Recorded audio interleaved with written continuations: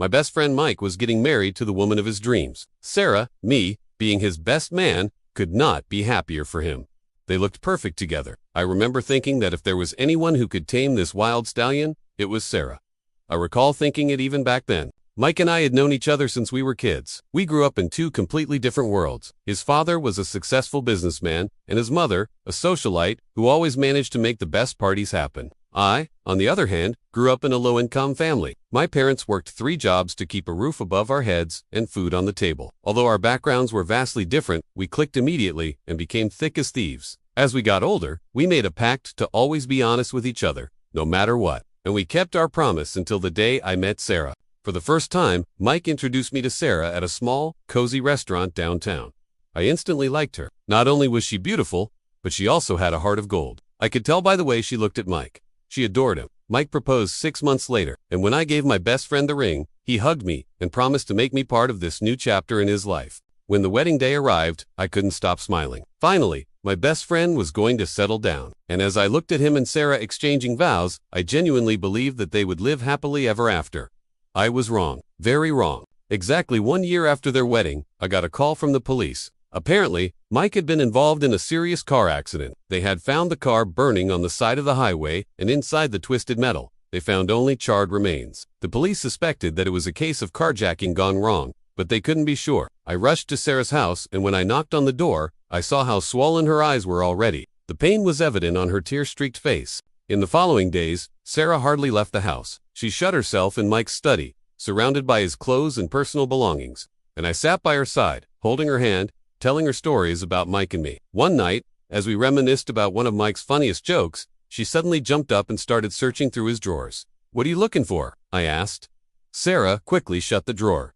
"Nothing," she lied, but I could see the determination on her face. There was something she wasn't telling me. Then I found it, a hidden compartment in Mike's desk. Inside, I found a thick envelope with documents, photos, and a digital drive. Most of the stuff seemed like business-related, but there was one picture that caught my eye. It was a picture of Mike standing next to a safe. In the corner of the picture, I recognized the hotel where Mike and I had celebrated our bachelor party. The picture was taken a few days before the accident. What was he hiding? Why didn't he tell me? And most importantly, what was he trying to hide from Sarah? I brought the envelope home, not knowing what to do with it. That night, as I tossed and turned in bed, I couldn't help but think about Mike and his mysterious activities. Was he seeing someone else?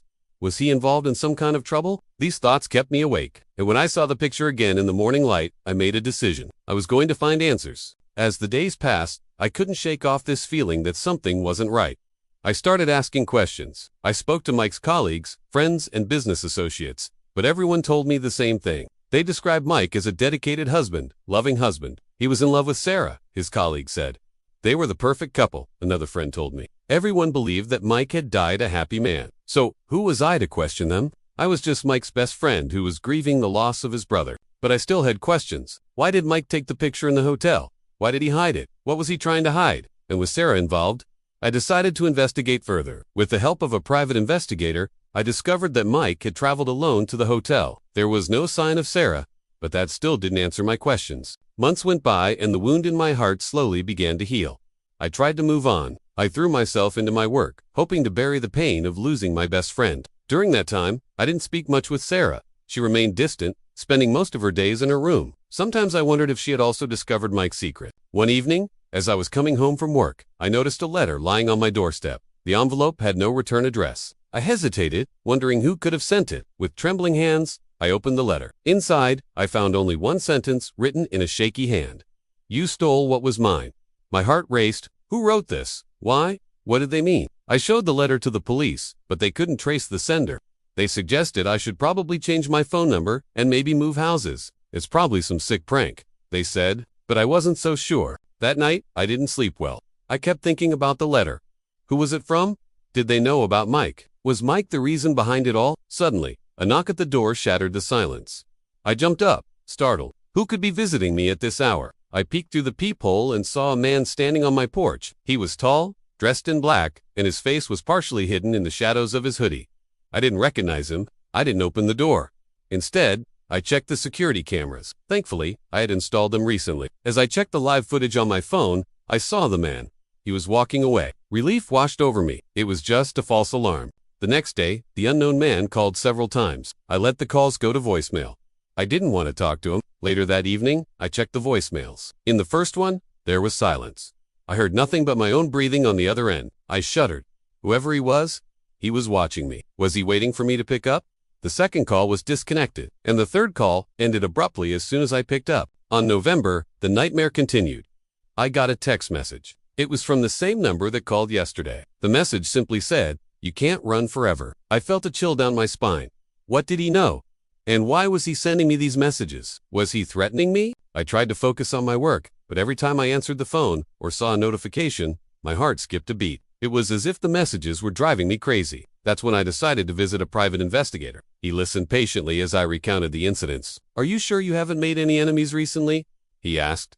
"I've been thinking the same," I admitted, "but I've tried to think of anyone who would want to hurt me, but I can't think of anyone."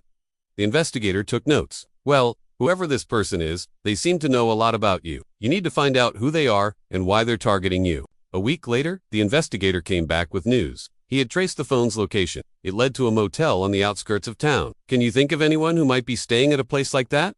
he asked. I pondered for a moment. "No one comes to mind." The investigator nodded. "Then we'll pay a little visit to this motel." We drove to the motel in his unmarked car. It was exactly as the investigator had described. Old, run down, and not somewhere you'd expect to find anyone important. We checked in and got a room key. The investigator knocked on the door. When no one answered, he used his special tools to open it. The room was empty. On the bedside table, however, was a familiar envelope, the same one that had the letter, the one with the message, "You stole what was mine." The investigator put the envelope in his briefcase. "Let's go," he said. At the police station, the investigator handed over the evidence. "What do we have?" the officer asked. The investigator opened the envelope and placed it on the desk. "This is all I found," he said. The officer opened the letter. "Interesting," he said. Then he turned to me. "Do you recognize this handwriting?" I looked at the letter. My blood ran cold. It was Sarah's handwriting. Later that day, the police searched Sarah's house. I waited anxiously in the car. When the officers came out, their faces were grim. They arrested Sarah. "I didn't do anything wrong," she cried.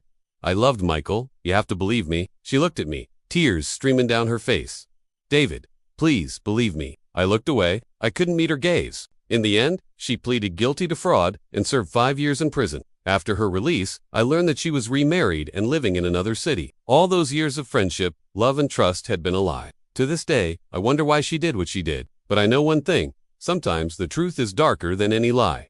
Thank you for listening to my story. Now it's your turn. Would you forgive someone who faked their death and destroyed your life?